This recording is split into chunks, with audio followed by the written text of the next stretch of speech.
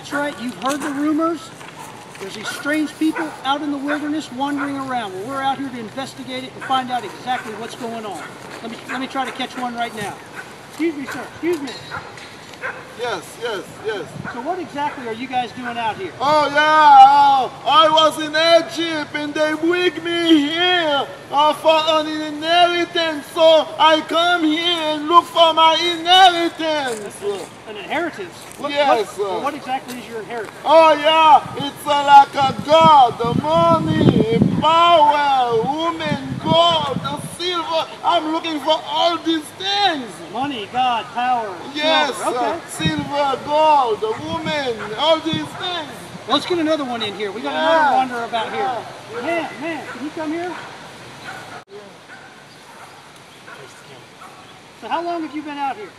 I don't know, I lost track. I don't have a purpose.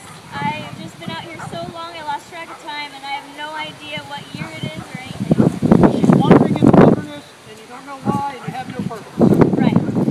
Okay. This is my inheritance! I see my inheritance! Stop worshiping my golden calf! Right there! My inheritance!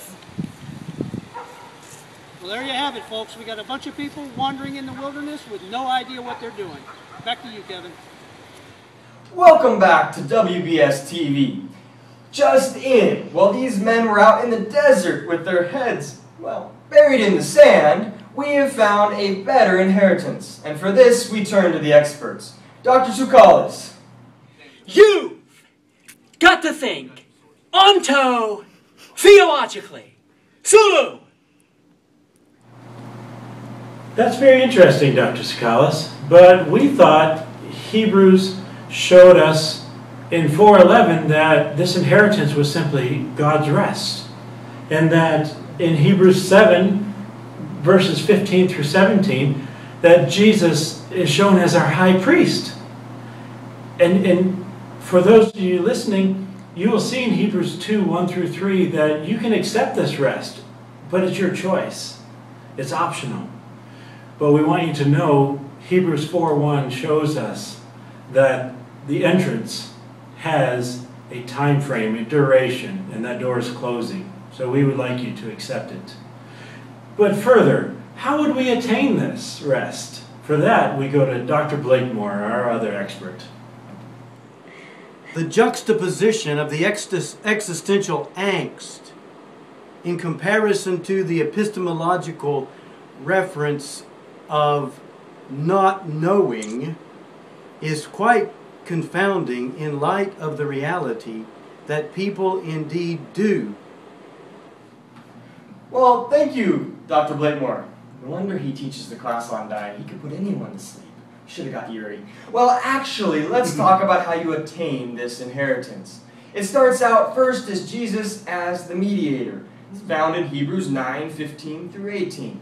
We continue with Jesus as the perfect sacrifice, found in Hebrews 7, verse 26 through 28. And we conclude as we enter through the grace-given faith, as John Wesley would say, in Hebrews 11, 6 and 12, verses 1 through 2. Now, how do we participate? This is not TV, and you do not need to send your money. And for this answer, we turn back to the dying doctor.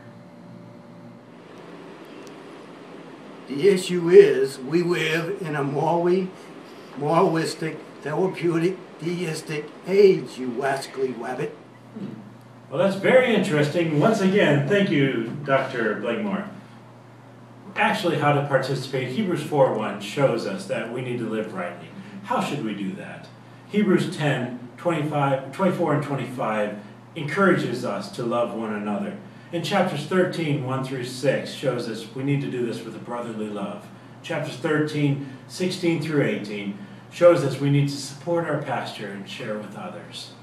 That's all the time we have at WBS Talk Show. Now we're going to turn it over to the studio for a live debate and talk about how this implements in our church.